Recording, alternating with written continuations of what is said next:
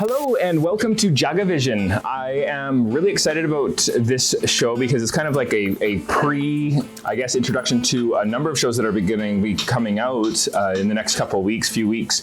We're really stoked about a trip that we're about to go on. We're going to be visiting Bhutan.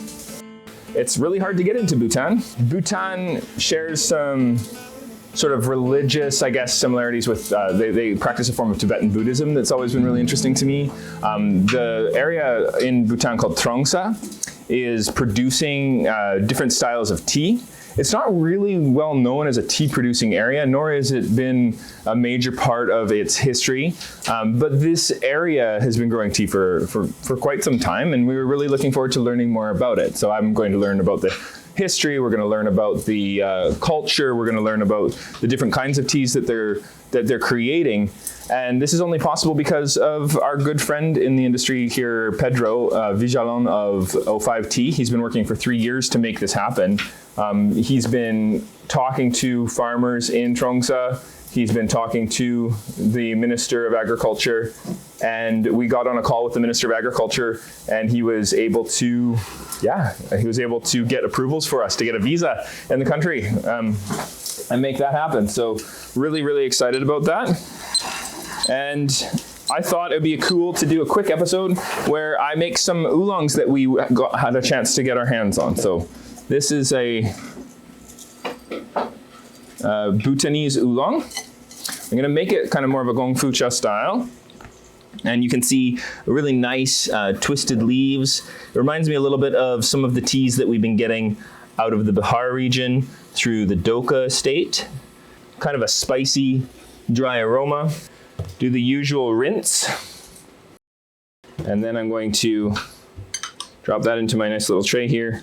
The guy who built my bar, Jess Williams, actually made this for us. It's a cedar tea sink. I'm gonna fill that right up. Let it steep for about maybe 15 seconds.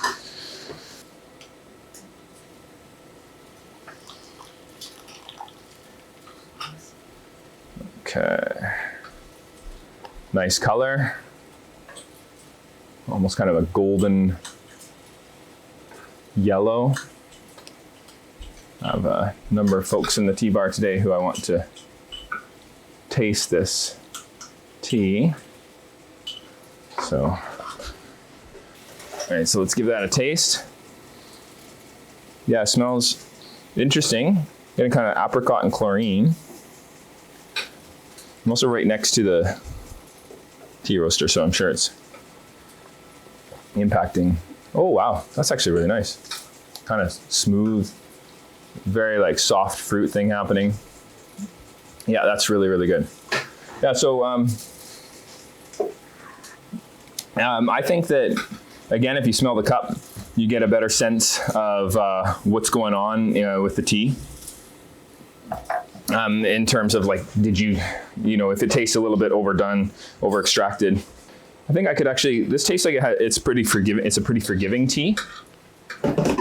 So I think I can let it extract a little bit longer. So yeah, Trongsa and Bhutan itself, for those watching who don't know, it's near the Himalayas. I've never been to the Himalayas. We buy tea from the Himalayas in our Darjeeling selections. And I've always wanted to go, so really stoked. I think in my head, Bhutan has always been where Batman trained, so it's always fun. Maybe we'll be able to see Batman Sensei. They're also producing in Bhutan some cordyceps that we're going to check out. They're producing some chamomile, some Bhutanese mint that we're going to check out. It'd be really cool if we could get some Bhutanese mint in some of our herbals. But again, we tested some of the chamomile, and just again, it hadn't been stored very well. So, and that's not on them, that's on us. We were given samples in a really uncommon way in a paper envelope, and we just needed to do better to move it around. Felt a little bit like, yeah, nefarious tea. Okay, getting a nicer aromatic there. A little bit more tannin coming through.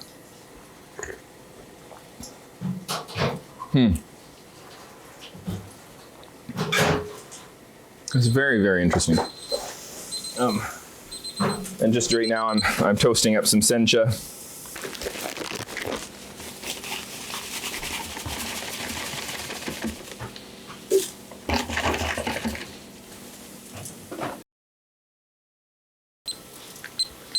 And that's gonna, I'm just at 5 minutes at my major setting that I'm always going for. I like to bring it up to 70, and then I let it sit at that temperature for a little bit. So let's see how this goes. So now I've just jacked up the juice, and we're gonna try and bring it up closer to, depending on the tencha, somewhere around 96, 93 sometimes, or as hot as like 102. And I'm talking to you while I'm roasting tea, because we are doing a million things all at the same time. Okay, so I'm just emptying this significant amount of tea into the bin here that I just roasted. And this is tencha that's gonna be milled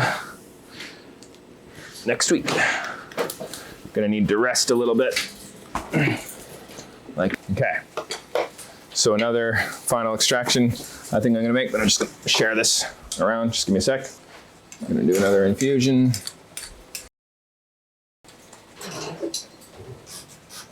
Pretty good, eh? Mm-hmm. Okay. So the second one though, a little bit, you could taste a little bit more tannin coming through. 4 grams of leaves, about 70 grams of boiling water. I'm gonna make this one, the first one tasted like it was gonna be really forgiving. The second one I was like, okay, maybe I was a little bit too generous with that extraction time. So this one's a little bit of a shorter extraction time. Gonna give this a go.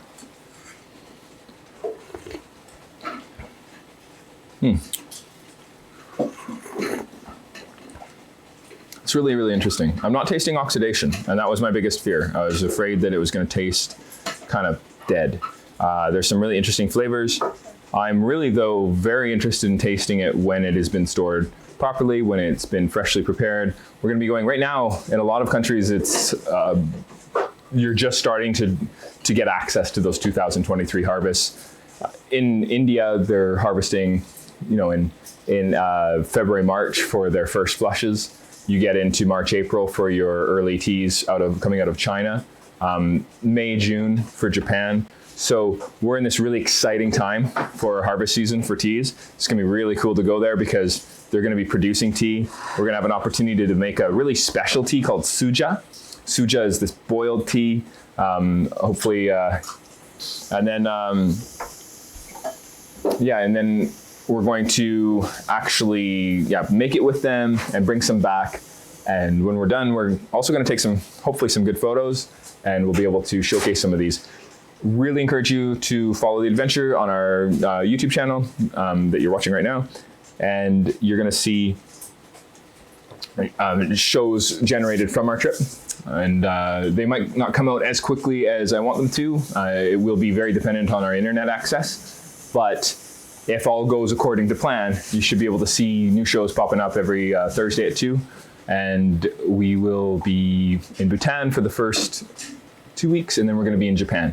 When we're in Japan, we're hoping we can visit Mr. Fujioka or the Kawakami family. We'll see what happens. If we can make it happen, then there'll be some cool Japanese videos that will be taken as well. Probably need to add subtitles to those. Apparently in Bhutan, a lot of the farmers speak English, which is kind of going to be helpful in terms of language barrier.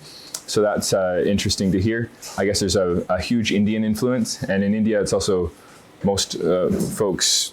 I shouldn't say most folks, but there's a lot of people that you're going to be talking to that are totally comfortable with English. So it should be interesting to see that in Bhutan as well. See how far we can get. But in Japan, we'll have to. We'll see what happens. Anyway, really appreciate you watching today. This is going to be, like I said, a really quick episode. I'm just roasting tea. I wanted to tell you about the trip. I want you to follow along. And cheers. Have a good one.